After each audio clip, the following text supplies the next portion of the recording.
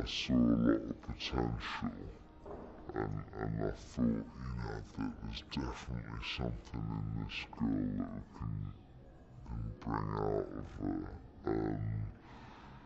The first few training sessions, it was probably more like, oh god, it's just terrible, and she's not picking up the steps at all,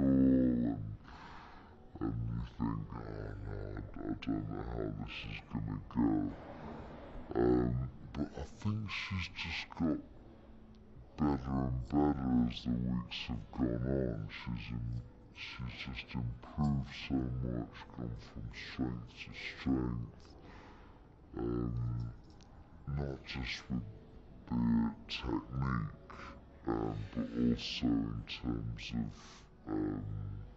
the character of every dance, because I think that was initially her biggest problem, was that she couldn't quite let go into the performance, and there was always a bit of not a confidence issue, but that she was always a little bit scared of the big performances, and to really sort of let go.